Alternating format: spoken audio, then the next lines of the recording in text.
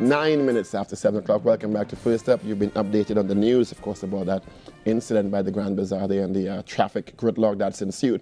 We'll continue to keep you updated. Still, our guest in studio is chairman of the CLICO Policyholders Group, Peter Permell. He's agreed to stay on over the hour and, of course, field some of your telephone calls. Our numbers are open, 868-622-4141. That's 622-414, extension 4.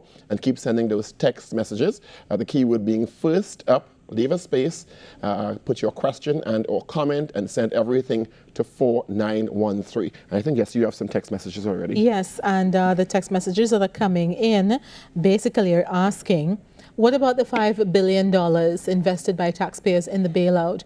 When are taxpayers going to be paid back? Because in that deal that's been proposed, there isn't a single line that says, and this will be going back to the Treasury to pay back taxpayers.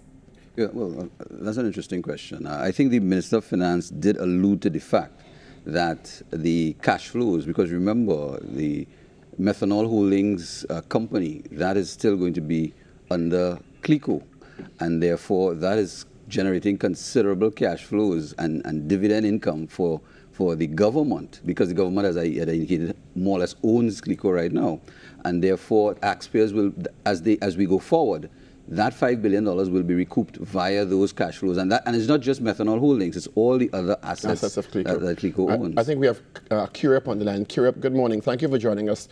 Question or comment, please. Go ahead. Yes, morning. Good morning. I understand that the primary objective of Mr. Permell is to seek the interest of the policyholders of CLICO. But what I would like to see him advocate for is the persecution of those who brought the company in this position by putting all these people's money and life savings at risk.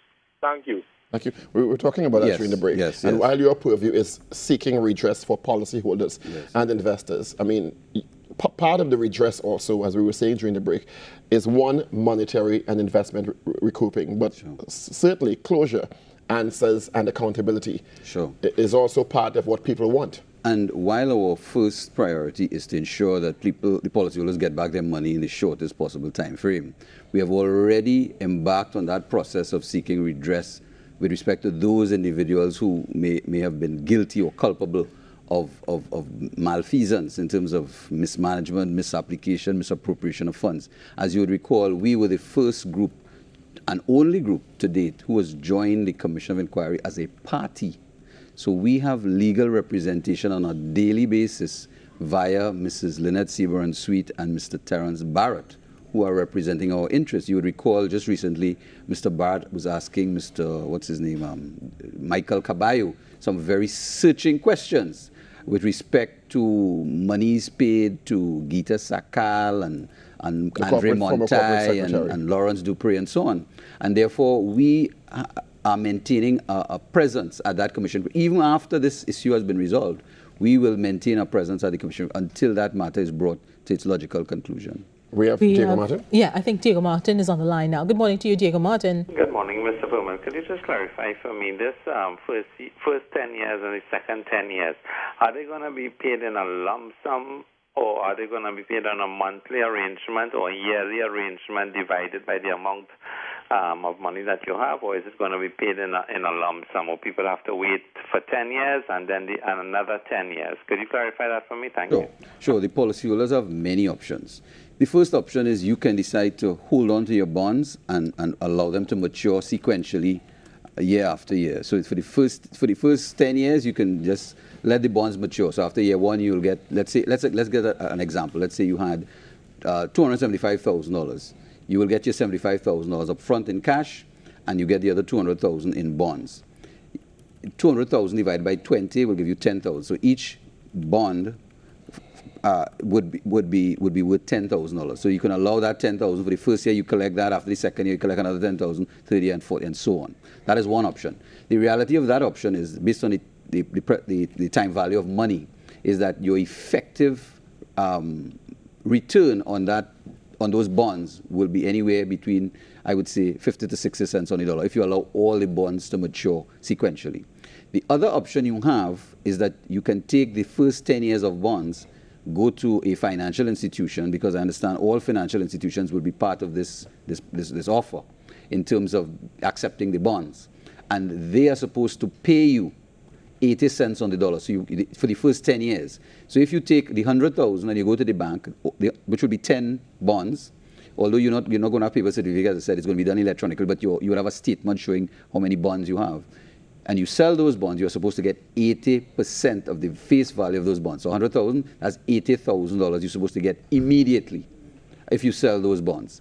With respect to the second 10 years, as I said, it really makes no sense to try to sell those bonds because you will get 40 cents on the dollar. So that what they're saying is that the face value, so the face value of the second 10 years would be $100,000. You can convert that $100,000 into NEL 2 shares. How many NEL 2 shares you will get will be depend on what price NEL 2 is being offered to you at. And let's for ease of calculation, let's say it's $100. 100 into 100,000, that is what? 1,000 shares. So those 1,000 shares, if let's say after you have converted, and by the time you're ready to trade, that price goes to $110, you will make $10 on every share that you own of that. Your investment would have appreciated in value. So that is an option that is open to you. And what I understand, we understand that already there are people who are approaching policyholders, the larger policyholders, with a view to purchasing their bonds. That is the information that is coming to me. Because of the possibility of how much they can make. Yes, because even at paying you 80 cents on the dollar, they may very well be able to turn a profit on that transaction. So I'm just putting that on the table for what it is worth. We are doing some more investigation to find out who are these people that are prepared to pay, to take up the bonds, and so on. I think we've got Maloney on the line now. Good morning to you, Maloney. Morning.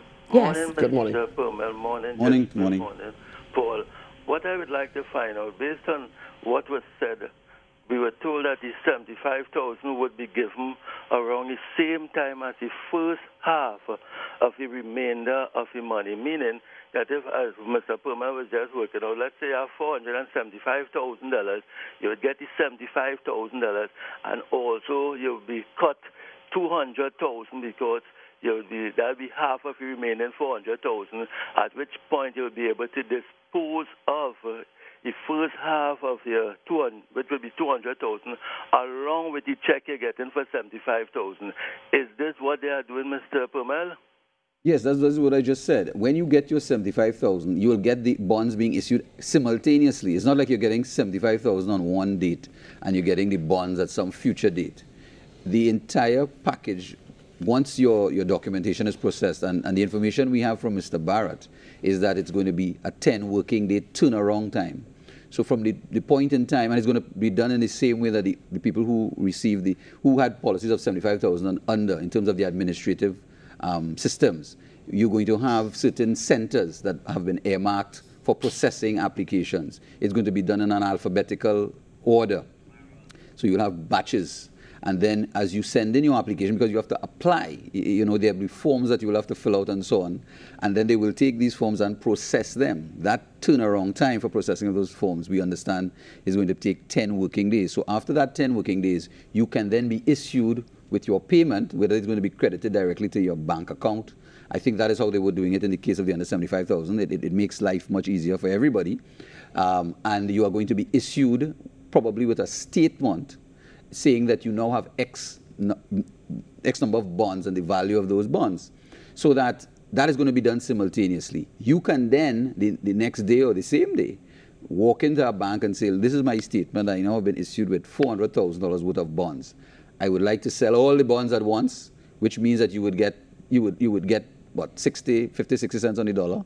Or you can say, I'm only selling the first 10 years of my bonds, where you supposed to get the 80 cents on the dollar. Mm-hmm. Or you could sell the first 5 years of the bonds, which you would get even a greater average. There's several investment options. You understand? So there are a number of it. And these are some of the things we're hoping to explain to our members when we meet with them. We have Maraval holding. Maraval, thank you for holding. Go ahead, please. Maraval, go ahead, please. Good morning. Good morning. Good morning. Good morning. Yes, good morning. I'm just inquiring here. I heard the finance minister, he referred to this whole issue as a buyout with respect to the ability to to sue the government or central bank or whomever. Is it my understanding that if you were to actually take possession of your bonds and you accepted the agreement over the 20-year period, that you can no longer sue? Or and as a result of that, if it were that you decided, look, I am not accepting this buyout, does it mean that I can now sue you because I'm not accepting your terms and conditions? Can you explain that, please? Sure. Thank you. All right. The option to sue does not arise or does not exist at this point in anymore. time. Whether you accept, whether you don't accept. If what you are saying by not, if you don't accept, then you are leaving your options open to take. The only legal action that you can really take at this point in time is to question the constitutionality or challenge the constitutionality of the legislation to prevent you from taking legal action. Because this legislation has been passed by both houses of parliament with the requisite majority, which is a 3/5 majority, and it's more or less a done deal. It's a done deal. So that you have, as I said, you're between a rock and a hard place. If you decide to wait, then there's no time frame. There's no time frame within which you can say, well, I'm going to wait 2 years, 3 years, 4 years, 5 years, 10 years. I'll give you an example. In the case of when NCB had their problems, you remember there was NCB, the Penny Bank, which was and Workers Bank. When that issue arose and Central Bank had to intervene, and what we now call First Citizen Bank, it took them 14 years before that issue was resolved, where people could take any kind of action. So I'm saying that we don't know. And this is much more complex. And this is a whole mess, you know what I mean? So I'm saying people have to assess their situation, understand what the legal options are. But I want to say this point, though, that, and why we as policyholders need to see this as a victory and vindication. We had said from day one that we are legally entitled to be paid our money. That has been since subsequently established by the courts, by the high courts of Trinidad and Tobago. Justice Maureen Rajnatli, in her judgment, clearly awarded those 6 policyholders a judgment to the tune of about 58 million, and they had to be plus interest. That judgment was subsequently appealed by the Minister of Finance. But now all of that is off the table because of this new legislation that has been brought. And therefore, even those people are not going to get a cent of that money until the stay is lifted, because it's an automatic stay. The stay has now kicked in, and therefore no one, whether you want to commence litigation against Central Bank or CLICO, whether you have a judgment, whether there's litigation going on right now that you've already commenced and it's before the courts, none of that. The passage of the legislation negates all of that. All of that. I think we have someone on the line from San Juan. Good morning to you. Hi, good morning to the panel. Good morning. Good morning. Quick question, Mr. Permell. If your investment is in US dollars, what currency would the payout be to you? Would it be just in TT dollars? This is not fair. Thank you. So, our understanding is that no payments will be made in any currency other than TT dollars. So that the issue then becomes, what is the conversion rate? At what rate are they going to convert? Those are some of the issues we still need to get clarified. What is the normal practice is it should be converted at whatever the current rate of exchange is. I don't think you can't really go back to when you would have paid in your money in US dollars and they backdate the rate. You know, it would be at the current rate of exchange. My own, in terms of what happens normally in the industry. Past the resolution of the financial part of this, and as an advocacy group for accountability, when you look at the testimony coming out from Michael Caballo, which, whether you believe or not, he was the chief financial officer, and you realize the types of monies that were passing and the lack of fiduciary accountability and protocol and possible impropriety. Shouldn't there be, why is there an unwillingness to complete an audit of CL Financial or present it to the public? And also, who stands to move forward in terms of possible prosecution? Because the government has already stated that, well, it's not the government's business to prosecute if people are found to be possibly malfeasant. What's the steps in that regard? Well, so Anthony has said from the commencement of the Commission of Inquiry that the Commission of Inquiry does not have any prosecutorial powers. It's a fact-finding mission. It's to find facts and make recommendations for, and if in the opinion of the Commission that they need to take, further civil or criminal proceedings need to be taken, they can make those kinds of recommendations. So it is not a toothless bulldog in that sense. It can make recommendations, and the documentation can be passed either to the DPP, as the case may be, so that the people who are before the Commission right now, and who very serious allegations are being made against, they are in very serious jeopardy if, in fact, the Commission's report, recommends that further action be taken. That's one thing, and we're seeing information about them. The other thing that people have questions about is, you're hearing at one point it was the Ministry of Finance who had purview, oversight over, then it went to the central bank. And people have serious questions about the level of regulation that was taking place to allow this debacle to happen. Sure. That is an area that has not yet been fully explored at the level of the Commission. And I suspect that is probably because Mr. Michael Caballo, who is the finance director of the group, his testimony would deal with what he knows about in terms of the internal dealings and transactions that would have been going on internally. Mrs. Nunes Teixeira. Yes. There's I do believe Mr. Dukran himself was a governor. I don't know if he had purview over that at that time. Sure. Of the central bank. Williams' name has jumped into the fray as possible regulator during the point in question. Sure. People don't know exactly when the malfeasance started happening. Sure. So there's the nebulous information in that regard, but certainly people have questions about regulation and whether the regulator dropped the ball, whoever that may have been. Well, and let me make the point.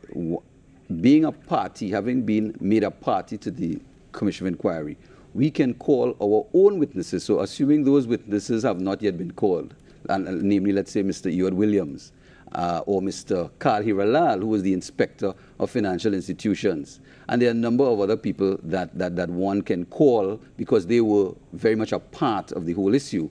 We can call those people, and they can then be examined by us and then cross-examined by the other attorneys who are present. So within the context of the Commission of Inquiry? Yes, of course. And we can ask them all those difficult questions. Like, when did you take out your money? How much was it? How could you not know what was going on in CL Financial? If you are the Inspector of Financial Institutions, you have the power to do on-site audits. There's nothing, you don't have to wait until the PricewaterhouseCoopers do their end-of-year audit. You can go in at any time and examine the books. And, with all the rumors that were flying around in 2008 of possible issues at CLICO. Was it their duty or responsibility? But many of these people whose names are being called, whether it's from the regulatory side or from the management side, they can possibly face serious trouble once inquiry is over, depending on the recommendations by the Commission. Sure, because remember, these are the same people who are overseeing the other insurance companies who are in the system right now, and one would want to be sure that these people are capable and competent to do their jobs.